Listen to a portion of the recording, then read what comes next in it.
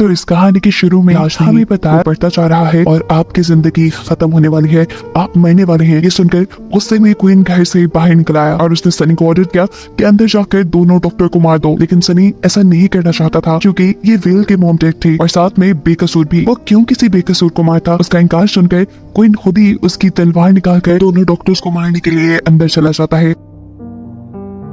कुछ सेकंड बाद जब वो घर से बाहर निकला तो उसके मुंह और कपड़े खून से लथपथ थे। उसने बेदर्दी से दोनों डॉक्टर्स को मार डाला था, जिसके बाद वो सनी से इस घर को आग लगाने को कह देता है। यहाँ अपने किंगडम में विडो अपनी बेटी टिल्डा से बात करते हुए उसे बताती है कि मैं जिस लड़की को ढूंढ रही हूँ मुझे शक है कि वो लड़का एमके ही है, और इस चीज को कंफर्म करने के लिए तुम्हें उसके साथ लड़के उसके जिस्म पे एक छोटा सा कट लगाना होगा। अपनी मॉम की बात मानते हुए टिल्डा एमके के पास पहुंच जाती है, अचानक उसके ऊपर हमला करती है और उससे लड़ने लग जाती है।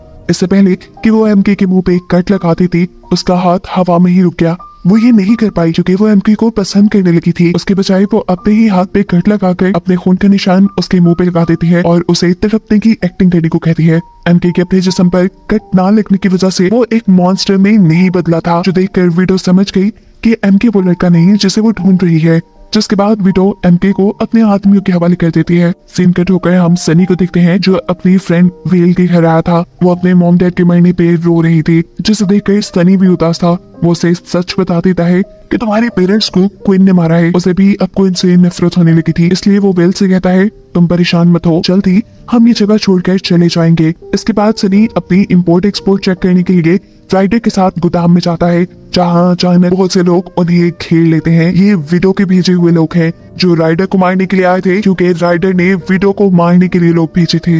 ये सभी लोग एकदम से राइडर और सनी दोनों के ऊपर ही हमला कर देते हैं। राइडर को तो लड़ने में काफी मुश्किल हो रही थी, लेकिन सनी को नहीं। सनी तो अपनी तेजी दिखाते हुए यहाँ पे मौजूद सभी लोगों को मार चुका था। जिसके बाद वो राइडर के पास पहुंचता है, जिसे इन लोगों ने जंजीरों से बांध दिया था। वो जब राइडर को जंजीरों से आजाद करवा रहा था तब वो ये बात नहीं जानता था कि अभी विडो का सास आदमी जिंदा था। वो पीछे से एक डंडा रखते हुए सनी की गर्दन पकड़कर उसका दम घोटकर उसे मारने ही वाला था, लेकिन उसका दम निकलने से पहले ही कोई विडो के आदमी को तलवार से हमला करके मार चुका था। ये कोई और नहीं बल्कि एमके ही है, जिसे विडो ने इसके साथ भेज दिया था और वो गाड़ी से अपने आप को आजाद करवा के यहाँ आया था। सनी उससे पूछता है तुम यहाँ कैसे आए, लेकिन एमके उसे कोई जवाब नहीं देता। इसलिए अब वो एमके को अपने किंगडम में ले आया, जिसे देखते ही क्वीन गुस्से में आ गया क्योंकि एमके क्वीन की जेल से भाग गया था। वो एमके का गला दबाते हुए उससे पूछते हैं बताओ यहाँ से निकलने में तुम्हारी किसने मदद की। इससे पहले कि एमके सच बोल देता, सनी दरमियान में बोल पड़ता है और कहता है इसे मत मारे, इसे छोड़ दे। आज इसी की वजह से मैं और राइडर हम दोनों जिंदा हैं। इसकी फाइटिंग स्किल्स बहुत अच्छी हैं और मैं इसे ट्रेनिंग देकर अपने किंगडम के लिए क्लिपर बनाना चाहता हूँ। सनी की बात मानते हुए क्वीन उसे छोड़ देते हैं। क्वीन अपने बेटे पे हुए इस हमले की वजह से बहुत गुस्सा था, इसलिए वो विडो के महल पे हमला करने का ऑर्डर दे देता है। क्लिपर्स की भीड़ में एफटी भी छुपकर दोबारा विडो के महल में आ गया। वो चुपके से विडो के कमरे में घुस जाता है क्योंकि उसे मालूम था कि जरूर विडो उसके पास के बारे में कुछ ना कुछ जानती होगी। उसका शक बिल्कुल ठीक था। उसे विडो के कमरे से एक ऐसी किताब मिली जिसके ऊपर अजरा का निशान बना था, जिसे लेकर वो बाहर आ गया। उसने सनी को ये किताब दी। सनी उसे यहाँ देखकर बहुत गुस्सा हुआ कि तुम पागल हो, यहाँ क्यों आ गई तुम।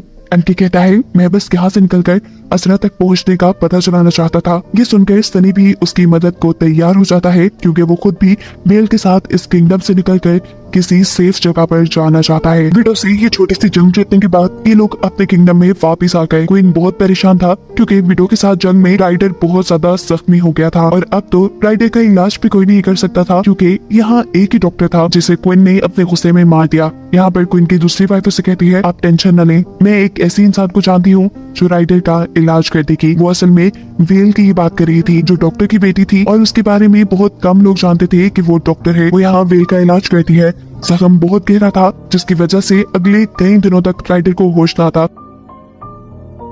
ये सारी बात बताने के बाद वो यहाँ से जाने ही वाली थी कि क्वीन आकर यहाँ अपनी बेटी की जान बचाने के लिए उसका शुक्रिया कहते हैं। जिसके बाद क्वीन सनी को अपने कमरे में बुलाते हैं और उससे एक दूसरे किंगडम के बादशाह को मिलने का पैगाम देने को कहते हैं। इसी दौरान एमके भी चुपके से उसके कमरे में अजरा वाली किताब चुरा लेता है और उसे लेकर आता है डॉक्टर के पास क्योंकि वो खुद इस किताब को नहीं पढ़ पा रहा था। लेकिन अफसोस कि डॉक्टर भी इस किताब की लैंग्वेज नहीं समझ पाई। अब ये लोग इसी किताब के बारे में बात कर रहे थे कि अचानक वेल के घर पे नॉक होता है, जो सुनते ही एमके जाकर छुप गया। वेल हैरान थी कि उसके घर पे क्वीन खुद आए थे।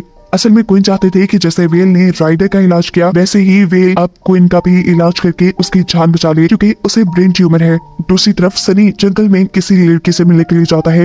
ये लड़की एक दूसरे किंगडम की थी जो सिर्फ सनी को ये बताना चाहती थी कि जाकर क्वीन को बता देना कि विडो हम दोनों किंगडम्स को लड़वाना चाहती है। दूसरी तरफ जंगल में हम एक लड़की को भागते हुए देखते हैं। भागते भागते वो एक जीप के सामने आ गई। देखने पे पता चला वो तो टिल्डा थी और टिल्डा का इस जीप के सामने आना सिर्फ विडो का एक प्लान था। ये खजाने से भरी हुई जीप एक दूसरे किंगडम की थी जिसे विडो अब लूटना चाहती थी ताकि इसे लूटकर वो इल्जाम क्वीन पे लगा दे और इस तरह क्वीन और दूसरे किंगडम की जंग हो जाए। यहाँ पर सनी ने एमके की ट्रेनिंग भी शुरू करवा दी थी।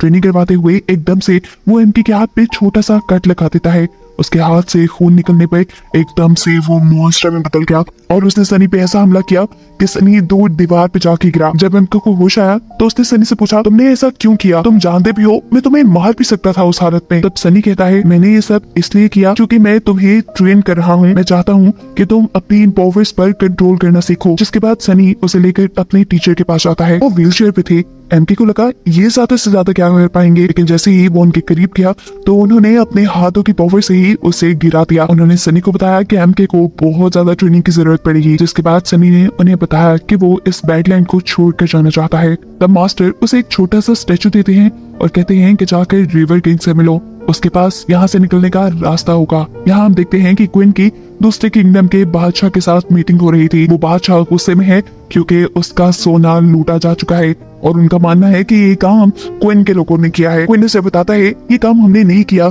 ये विडो ने काम करवाया है और इल्जाम हम पे लगा दिया ताकि हम दोनों किंगडम लड़े। विडो के प्लान के मुताबिक यहाँ टिल्डा पहले से ही छुपी बैठी थी। इनको मिलता देखकर वो यहाँ क्वीन के ऊपर हमला कर देती है।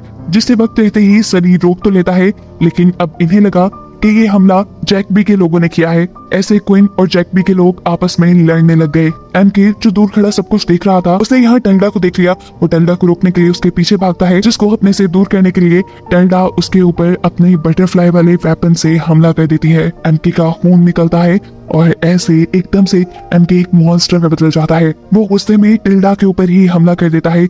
इससे पहले कि वो टिल्डा को मार देता, टिल्डा उसे एमके कहकर बुलाती है और वो होश में आ जाता है। इंसान बनने से पहले ही एमके बेहोश हो गया। ये सब कुछ दूर खड़ा सनी देख चुका था। टिल्डा उसे रोकने के लिए उसके ऊपर भी अपने बटरफ्लाई वाले वेपन से हमला करती है और ये वेपन सनी के हाथ लग जाता है। वहाँ जो क्वीन और जैकबी के दरमियान में लड़ाई चल रही थी, इससे पहले कि ये दोनों आपस में एक दूसरे को मार देते, सनी जाकर ये लड़ाई रुकवाता है और उन्हें दिखाता है, ये देखो सबूत, हमारे दरमियान लड़ाई करवाने वाली विडो ही है। ये देखकर जैकबी सनी से कहता है कि अगर तुम चाहते हो कि मेरे और क्वीन के दरमियान में लड़ाई ना हो तो तुम्हें विडो से डील करनी होगी। ये लोग अब अपने किंगडम में वापस आ जाते हैं और आकर यहाँ देखते हैं कि उनके सभी क्लिपर मारे जा चुके हैं। यहाँ तक कि उनकी सारी लेबर को भी विडो के लोग यहाँ से ले जा चुके थे सोने के सिक्कों के लालच में। सिर्फ एक औरत यहाँ पर बची थी जो अपने बेटे को लेकर छुप गई थी। किडनैप हुए लोगों में विडो ने राइडर को भी किडनैप करवा लिया था।